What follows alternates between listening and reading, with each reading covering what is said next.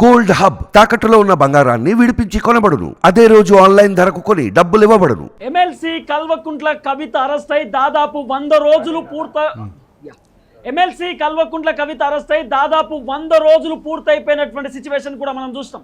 తన బెయిల్ కోసం ఓవైపు అన్నయ్య మరోవైపు బావ ఇద్దరు కూడా ఢిల్లీకి పోయి కాళ్ళ బేరాలకు కూడా దిగిరనేటటువంటి చర్చ వినబడుతున్నటువంటి పరిస్థితి.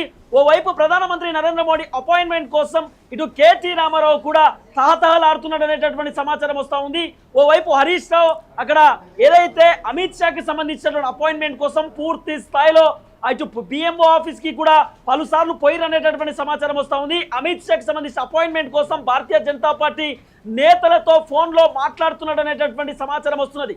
ఎందుకు ప్రధానంగా వీళ్ళు బీజేపీ పార్టీ తోటి ఎందుకు మంతనాలు జరపడానికి రెడీగా ఉన్నారంటే ఎమ్మెల్సీ కవిత అప్రూవర్గా మారడానికి రెడీ ఉన్నటువంటి పరిస్థితి. ఎందుకంటే కవిత పలుసార్లు మధ్యంతర బెయిల్ పిటిషన్ కూడా దాఖలు చేసింది. జనరల్ బెయిల్ పిటిషన్ కూడా ఓవైపు హైకోర్టులో కూడా పిటిషన్ వేసినటువంటి నేపథ్యంలో హైకోర్టు కూడా బెయిల్ పిటిషన్ ని పూర్తి స్థాయిలో కొట్టేసినటువంటి సిచ్యువేషన్ చూసినాం. తర్వాత రౌస్ అవెన్యూ కోర్టులో మా కొడుకుకు ఆరోగ్యం బాగాలేదు, పరీక్షలు ఉన్నాయి, మా కొడుకు డిప్రెషన్ కి గురైతా ఉన్నాడు, నేను బయటికి పోవాల్సినటువంటి అవసరం ఉందనేటటువంటి అంశాన్ని కూడా కవిత తెరపైకి తీసుకొచ్చింది. అయినప్పటికీ కూడా ఓవైపు ఎన్ఫోర్స్మెంట్ డైరెక్టర్ అధికారులు, సెంట్రల్ బ్యూరో ఆఫ్ ఇన్వెస్టిగేషన్ అధికారులు లేదు కవితకు బెయిల్ ఇస్తే ఖచ్చితంగా బయటికి పోయి మ్యానిపులేట్ చేసేటటువంటి ప్రయత్నం చేస్తుంది, సాక్ష్యాధారాలను మొత్తం తారుమారు చేసేటటువంటి సిచ్యువేషన్ ఉండొచ్చు. ఎందుకంటే కవిత పకడ్బందీగా మనీ లాండరింగ్ కి సంబంధించినటువంటి కేసులో దొరికిపోయినటువంటి పరిస్థితి. ఆమ్ ఆద్మీ పార్టీకి 100 కోట్ల రూపాయలు ముడుపులు ఇచ్చింది. గోవా ఎన్నికలలో అరవింద్ కేజ్రీవాల్ కి కవిత గిఫ్ట్ రూపంలో 100 కోట్ల రూపాయలు పంపించింది అనేటటువంటి చర్చలు కూడా వినబడ్డాయి. తర్వాత కవితకు సంబంధించినటువంటి వాచ్కి సంబంధించిన అంశాలు కానివ్వండి, కవితకు సంబంధించిన ఆస్తుల వివరాలు కానివ్వండి, కవితకు సంబంధించిన ఫోన్లలో కూడా డేటా తీసే ప్రయత్నం చేసిరు, ల్యాప్టాప్స్ కూడా పూర్తి స్థాయిలో చెక్ చేసిన పరిస్థితి. తర్వాత కవిత ఆమె కీలకమైనటువంటి రోల్ పోషించింది ఢిల్లీ లిక్కర్ స్కామ్లో అనడానికి. ఓవైపు మాగుంట్ల రాఘవ్ కానివ్వండి, లేకపోతే దినేష్ అరోరా, అరుణ్ అరోరా, లేకపోతే సమీర్ మహేంద్రు కానివ్వండి, లేకపోతే అరుణ్ రామచంద్ర పిల్లై, చాలా మంది, శరత్ చంద్రారెడ్డి అని చెప్పి అనేక మంది కీలకంగా పూర్తి స్థాయిలో కవిత అక్రమంగా మమ్మల్ని దీంట్లో ఇరికిచ్చింది. ఎమ్మెల్సీ కల్వకుంట్ల కవిత చేసినటువంటి నిర్వాహకమే ఇది. మొత్తం కూడా ఢిల్లీలో ఉన్నటువంటి ఒబైరాయ్ హోటల్లో డిస్కషన్ నడిచింది. అట్లనే ఎవరైతే ఢిల్లీకి సంబంధించిన ఉప ముఖ్యమంత్రి ఉన్నాడో ఉప ముఖ్యమంత్రితో పూర్తి స్థాయిలో కవిత మంతనాలు జరిపింది. ఈ ఢిల్లీ లిక్కర్ పాలసీని కవితనే రూపొందించమని చెప్పింది. చిన్న మద్యం షాపులొద్దు, పూర్తి స్థాయిలో పెద్దగా లిక్కర్ మార్ట్లను ఏర్పాటు చేయాలంటూ కూడా కవితనే బ్రీఫ్ చేసిందంటూ కూడా చర్చ వినబడింది. ఇవన్నీ అంశాలను కోర్టు అనుకూలంలోకి తీసుకొని కవితకు 80% బెయిల్ ఇవ్వద్దు, బెయిల్ ఇస్తే ఖచ్చితంగా కవిత తప్పించుకునేటటువంటి ప్రయత్నం చేస్తుంది. రేపటి రోజు ఇదే లిక్కర్ స్కామ్ కి సంబంధించినటువంటి దందా వేరే వాళ్ళు చేయవచ్చు. ముఖ్యమంత్రి బిడ్డ అయినా సరే, ఎమ్మెల్సీ అయినా సరే విడిచిపెట్టే ప్రసక్తే లేదంటూ కూడా ఓవైపు కోర్టు కూడా వివరించినటువంటి పరిస్థితి. కవిత చట్టాలను, న్యాయస్థానాలను కూడా గౌరవించినటువంటి దాఖలాలు చూసినాం. కోర్టులో మాట్లాడొద్దంటూ కూడా చాలా క్లియర్గా జడ్జి చెప్పినప్పటికీ కవిత మీడియాతో మాట్లాడుతూ జడ్జి చెప్పినటువంటి మాటను కూడా తిరస్కరించేటటువంటి ప్రయత్నం కూడా కవిత చేసింది. కాబట్టి కవిత పైన కోర్టు ధిక్కరణకు సంబంధించినటువంటి కేసులు కూడా నమోదయ్యేటటువంటి అవకాశం ఉందనేటటువంటి చర్చ వినబడుతుంది. అంటే కోర్టును కూడా పట్టించుకోలేదు, చట్టాలను పట్టించుకోలేదు, జడ్జి చెప్పినా కూడా కవిత పట్టించుకోలేదు. కాబట్టి అంటే ఒంటెత్తి పోకడ పోతా ఉంది. మా నాయన 2 సార్లు ముఖ్యమంత్రి, నన్ను ఎవరు ఏమి చేసేవాళ్ళు లేరంటూ కూడా కవిత వివరిస్తూ ఉంది. అధికారుల పైన ఫైర్ అవుతా ఉంది, అధికారులను అడ్డగోలుగా తిడతా ఉందనేటటువంటి అంశాలు కూడా ప్రధానంగా తెరపైకి వచ్చింది. అసలు కేటీ రామారావు, హరీష్ రావు తెలంగాణ రాష్ట్రంలో కనబడనటువంటి పరిస్థితి పూర్తి స్థాయిలో. ఎందుకంటే మీరు ఒక విషయం గమనించండి, ఓవైపు బీఆర్ఎస్ పార్టీకి సంబంధించినటువంటి ఎమ్మెల్సీలు పూర్తి స్థాయిలో కాంగ్రెస్లో చేరుతా ఉన్నారు. అర్ధరాత్రి 11:30 ప్రాంతంలో వాళ్ళు పార్క్ హయాత్ హోటల్ నుండి రేవంత్ రెడ్డి ఇంటికి పోయి కండువాలు కప్పుకున్నటువంటి సిచ్యువేషన్ మనం చూస్తాం. బీఆర్ఎస్కి సంబంధించిన ఎమ్మెల్యేలు 12 మంది పోవడానికి రెడీగా ఉన్నటువంటి ఈ నేపథ్యంలో కేటీ రామారావు, హరీష్ రావు ఇక్కడ ఉండి పార్టీని కాపాడాల్సింది పోయి అక్కడ చెల్లె కోసం, వాళ్ళ మరదల కోసం హరీష్ రావు ఎందుకంత తహతహలాడుతున్నారు, కవితను ఇప్పుడు బయటికి తీసుకొచ్చి చేయాల్సినటువంటి కార్యక్రమం ఏముంది, ఇవన్నీ అంశాలు కూడా తెరపైకి వస్తుంది. ఒకసారి నాతో పాటు ఈ అంశం పైన మాట్లాడడానికి పొలిటికల్ ఎడిటర్ కటకార్తికన్న లైవ్ లో ఉన్నారు. కటకార్తికన్నతో మాట్లాడదాం. కార్తికన్న, ఏం జరుగుతా ఉంది తెలంగాణ రాష్ట్రంలో? ఓవైపు బీఆర్ఎస్ ఖాళీ అవుతా ఉంది, ఎమ్మెల్సీ కవితను బయటికి తీసుకురావడానికి కేటీ రామారావు, హరీష్ రావు ఇద్దరు కూడా ఢిల్లీలో పాగా వేసిరు.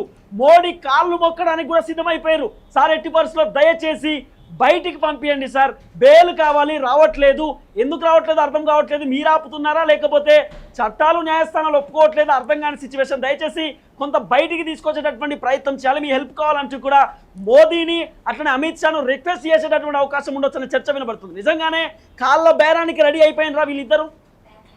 ఎస్, వాస్తవానికి కేటీఆర్ హరీష్ రావు చాలా కీలకమైన సమయంలో, అంటే పార్టీ ఎమ్మెల్యేలు ఎమ్మెల్సీలు పార్టీలు మారుతూ బీఆర్ఎస్ రాబోయే కాలంలో ఉంటుందా ఓడుతుందా అనేటువంటి పరిస్థితులు ఉన్న సమయంలో కేటీఆర్ హరీష్ రావు ఢిల్లీలో ఏం చేస్తున్నారు అనేది పెద్ద క్వశ్చన్ మార్క్.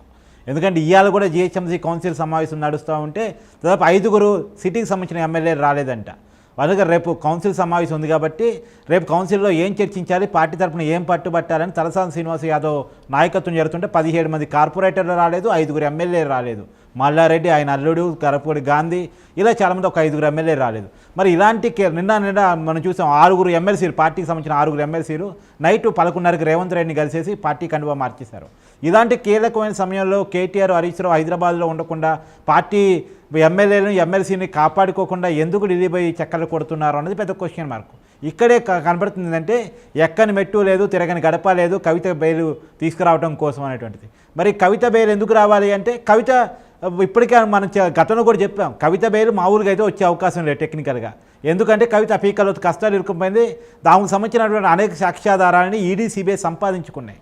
సో ఇప్పుడు కవిత బయటకు టెక్నికల్గా అయితే బయటకు వచ్చే అవకాశం లేదు. ఇప్పుడు కింద కోర్టులో రౌజ్ అవెన్యూ కోర్టులో ఏం జరిగిందో హైకోర్టులో అదే జరిగింది, హైకోర్టులో ఏం జరిగిందో రేపు సుప్రీంకోర్టులో కూడా అదే జరిగింది. కవిత బెయిల్ పిటిషన్ వేయడం క్యాన్సిల్ కావడం జరిగిపోయింది. సో ఇప్పటికే 100 రోజులు పైగా దాటిపోయింది. కవిత ఏమో ఒకవైపు నా గురించి మీరు పట్టించుకోవట్లేదు, పార్టీ పట్టించుకోవట్లేదు, మా నాన్న పట్టించుకోవట్లేదు, నన్ను ఓన్ చేసుకోవట్లేదు, నేను అప్రూవ్గా మారిపోతాను, నన్ను 100 రోజుల పైగా జైల్లో ఉంటే కనీసం కేసీఆర్ వచ్చి పరామర్శించింది కూడా లేదు, కాబట్టి మీరు పట్టించుకోవట్లేదంటే మొన్నటిదాకా ఏం చెప్పారు, అమ్మ ఎన్నికలు జరుగుతూ ఉన్నాయి, మనకి ఎంపీలు గెలుస్తారు, పార్లమెంట్లో పట్టుబడదాం, మన ఎంపీలు చూపించేసి బార్గెనింగ్ చేసుకుందాం, అవసరం బీజేపీలో విలీనం చేసైనా మన ఎంపీలని బీజేపీలో పంపించాను సరే, మరి నిన్ను బయట తీసుకుంటాం, నీకెందుకు పార్లమెంట్లో గొడవ చేస్తాం, అది ఇది అని ఏదో చెప్పారు. కానీ వాళ్ళకి 0 ఎంపీలు ఏమీ గెలవలేదు, పార్లమెంట్లో బీఆర్ఎస్ పాత్ర ఏమీ లేదు. కాబట్టి ఇప్పుడు ఉన్నది ఒకటి లాబింగ్ చేసుకోవటం. ఎందుకంటే ఈడీ సిబిఐ వాళ్ళకున్న సాక్ష్యాధారాన్ని సరిగా చూపించకపోతే, వాళ్ళు బలంగా కోర్టులో వాదన వినిపించకపోతే మాత్రమే కవిత బెయిల్ వస్తుంది. వన్స్ ఈడీ సిబిఐ గారిని గట్టిగా వాదన వినిపిస్తే కవితకు బెయిల్ వచ్చే అవకాశమే లేదు. మీకు ఉదాహరణ కూడా చెప్తా, మనీష్ సిసోడియా ఇప్పటికీ జైలుకు పోయి 20 నెలలు అవుతుంది. ఆయన ఢిల్లీ ఉప ముఖ్యమంత్రి, ఎక్సైజ్ శాఖ మంత్రి, 20 నెలలుగా ఆయనకి బెయిల్ రావట్లేదు. ఆయనకే రావట్లేదు. ఈ కేసులో కీలక నిందితురారిగా ఉన్నటువంటి కవితకి ఎక్కడి నుంచి బెయిల్ వస్తుంది? కవితకి బెయిల్ వచ్చే అవకాశం లేదన్నది కవిత అరెస్ట్ అయిన రోజే నేను చెప్పాను.